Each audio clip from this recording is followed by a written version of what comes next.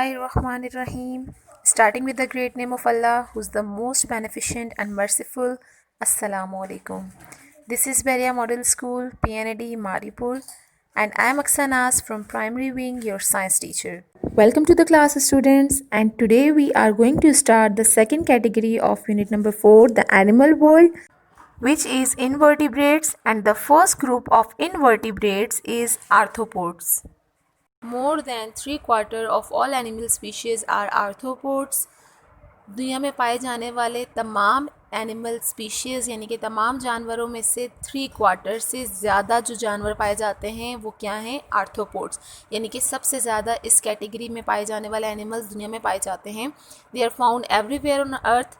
ये अर्थ में हर जगह मौजूद होते हैं. ऑन लैंड, ज़मीन पर. इन ट्रीज़, दरख्तों में. इन वाटर, पानी के अंदर.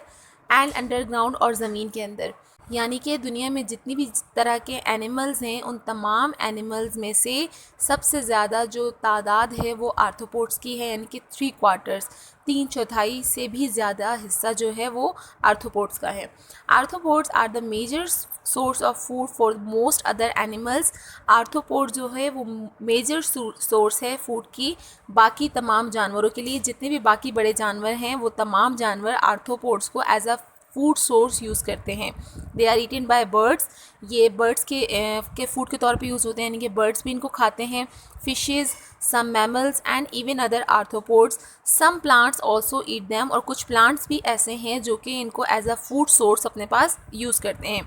बेसिकली आर्थ्रोपोड्स के अंदर ज़्यादातर इंसेक्ट्स पाए जाते हैं. और आपको मालूम है कि छोटे छोटे जितने भी इंसेक्ट्स हैं, कीड़े मकोड़े हैं, उनको बाकी बड़े जो जानवर हैं जैसे कि मैमल्स हो गए, कुछ डॉग हो गए, कैट हो गए, आपकी हैंस हैं, आपने अपनी अराउंड में ये तमाम तीनों जानवर बहुत ही कॉमनली देखे होंगे.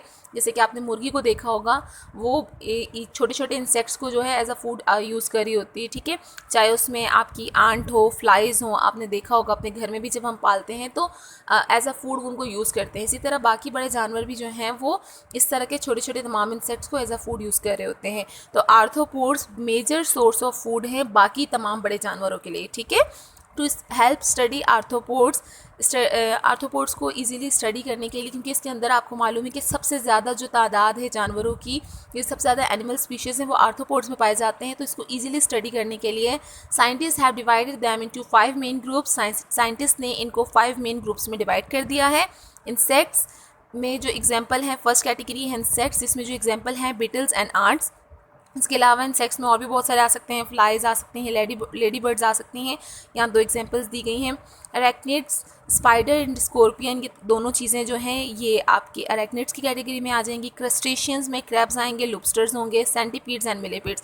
बेसिकली ये तमाम जितने भी एनिमल स्पीशीज़ हैं तमाम छोटे छोटे इंसेक्ट्स हैं. ठीक है, और यही इस आर्थ्रोपोड्स में ज़्यादातर छोटे छोटे इंसेक्ट्स ही पाए जाते हैं. अब इंसेक्ट्स की क्या कैरेक्टरिस्टिक्स होती हैं, उनकी बॉडी किस तरह से डिवाइडेड होती है, इनको हम आगे नेक्स्ट पैराग्राफ में पढ़ेंगे. Insects, about 1 million species of insects have been identified on earth, with probably more than that number will not identified. ज़मीन पर 1 मिलियन से ज़्यादा स्पीशीज़ इंसेक्ट के जो है आइडेंटिफाई हुए हैं. प्रोबेबली हो सकता है कि कुछ ऐसे इंसेक्ट्स हों जिनको अब तक आइडेंटिफाई भी ना किया गया हो. All insects share 3 main characteristics. जितने भी इंसेक्ट्स हैं उन तमाम में 3 तरह की खसूसियात पाई जाती हैं. The first one is a body divided into 3 sections. इनकी बॉडी जो है वो 3 सेक्शंस में डिवाइड होती है. The first section is head. पहला सेक्शन क्या है? हेड. सेकंड है thorax and the third one is abdomen. Head आपको पता है किसे कहते हैं? सर. थोरैक्स कहते हैं जिसे हम चेस्ट का वर्ड यूज़ करते हैं. ठीक है, वैसे ही यहाँ पर थोरैक्स का वर्ड यूज़ किया गया है. एंड एब्डोमेन, पेट. ठीक है, इनकी ये 3 तरह बॉडी को 3 सेक्शंस में डिवाइड किया गया है. तो ये 3 सेक्शंस हैं किसी भी इंसेक्ट की बॉडी के. अब आपके पास एक जो पेज बुक का शेयर किया गया उसके ऊपर कुछ इंसेक्ट्स की पिक्चर्स बनी हैं. आप इन तमाम इंसेक्ट्स को देख सकते हैं. इनके अंदर इनकी बॉडी 3 सेक्शंस में डिवाइड होगी. Head, thorax and abdomen. The second characteristic is 1 pair of antenna. जितने भी इंसेक्ट्स हैं, जो भी एनिमल स्पीशीज़ इंसेक्ट की कैटेगरी में आते हैं, उनके पास 1 पेयर ऑफ एंटीना यानी कि एंटीनाज होते हैं 1 पेयर, उनका एक पेयर है यानी कि 2 एंटीनाज उनके पास होंगे। 3 pairs of legs on their thorax, उनके पास 3 पेयर्स ऑफ लेग्स यानी कि उनकी टोटल कितनी लेग्स होंगी, 6 लेग्स होंगी। 3 पेयर्स, पेयर्स में 2 लेग्स आएंगी, 1 पेयर में 2, सेकेंड पेयर में 2 एंड थर्ड पेयर में 2। तो इस तरह इनके 3 पेयर्स में टोटल लेग्स कितनी बनेंगी, 6 लेग्स बन जाएंगी। तो ये कुछ कैरेक्टरिस्टिक्स थी हमारे पास इंसेक्ट्स की। Beetles, ants, ladybirds, flies, mosquitoes and grasshoppers are example of insects. ये जितनी भी नाम आपको पढ़ के बताए गए और जिनकी पिक्चर्स बनी हैं ये तमाम इंसेक्ट्स की एग्जाम्पल हैं। ये थी हमारी फर्स्ट कैटेगरी इनवर्टिब्रेट्स की। अब हम चलते हैं अपनी सेकंड कैटेगरी की तरफ जो कि है mollusc. Some mollusc live on land but most live in water. कुछ मॉलिस्क ऐसे हैं जो ज़मीन पर रहते हैं पर ज़्यादातर पानी में रहते हैं। मॉलिस्क किन जानवरों को कहा जाता है? मॉलिस्क कहते हैं उन जानवरों को जिनकी बॉडी हार्ड शेल से बनी होती है और जो पानी में रहते हैं। Oysters, snails, octopuses and clams are example of molluscs. ये तमाम एनिमल स्पीशीज़ मॉलिस्क की एग्जाम्पल हैं। मॉलिस्क में वो तमाम जानवर पाए जाएंगे जो कि कुछ ऐसे हैं इसमें एनिमल स्पीशीज़ जो कि ज़मीन पर रहते हैं और ज़्यादातर पानी में पाए जाते हैं। इनकी बॉडी हार्ड शेल से बनी होती है। The next category of invertebrates is sponges. The sponges are the simplest form of animal. ये animals की बहुत ही simple form है। They do not have a nervous system or any muscles. इनकी body में किसी किस्म का कोई nervous system मौजूद नहीं होता, ना ही इनके पास muscles होते हैं। They cannot move on their own and most live on the sea floor.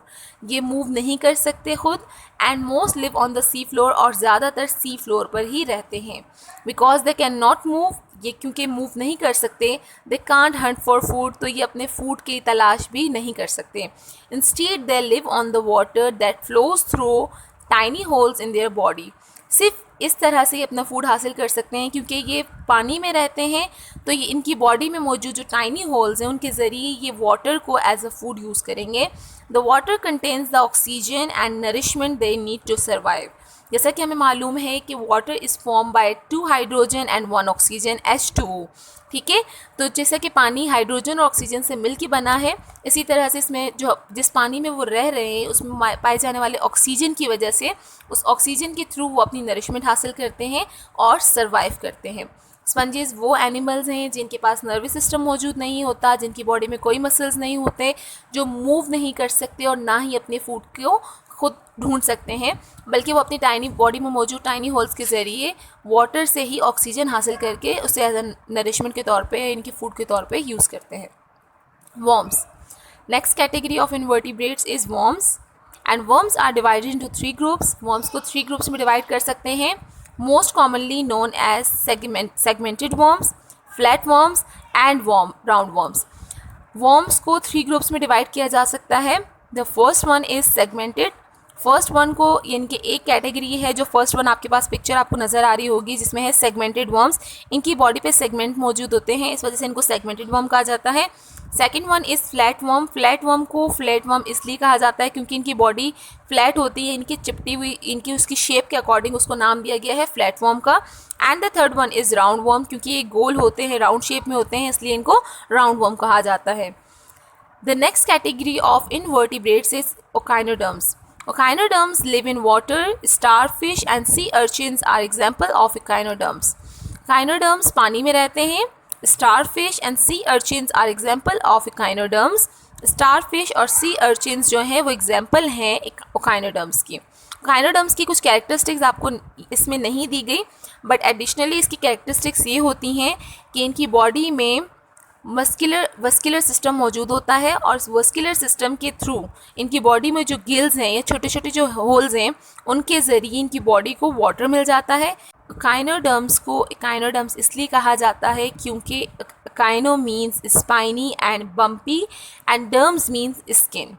तो एकाइनोडर्म्स का जो पूरा नाम है वो रिप्रेजेंट कर रहा है spiny and bumpy skin species animals, ऐसे जानवर जिनकी स्किन बम्पी या फिर स्पाइनी होगी, यानी कि बम्पी से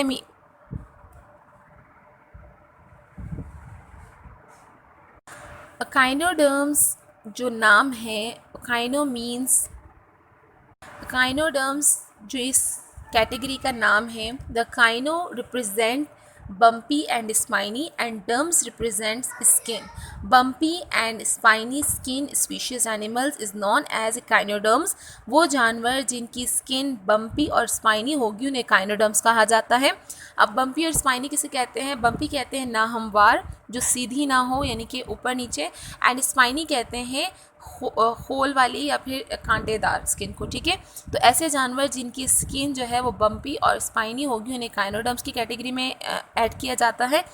काइनोडर्म्स में बेसिकली इनकी जो बॉडी है वो 5 या 5 से ज़्यादा यूनिट्स पर डिवाइडेड होती है.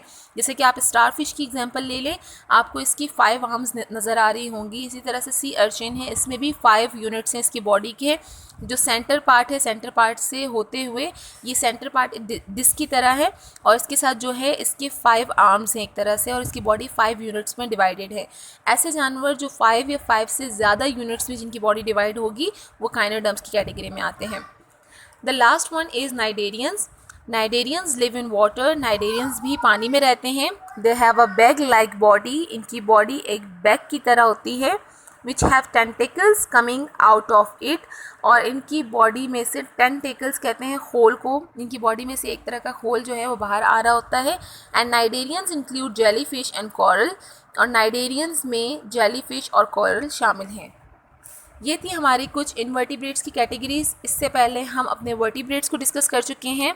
वर्टिब्रेट्स में हमने जिन कैटेगरीज को पढ़ा था वो थी birds, fishes, amphibians, reptiles and mammals, और इनकी तमाम कैरेक्टरिस्टिक्स को भी पढ़ा गया था.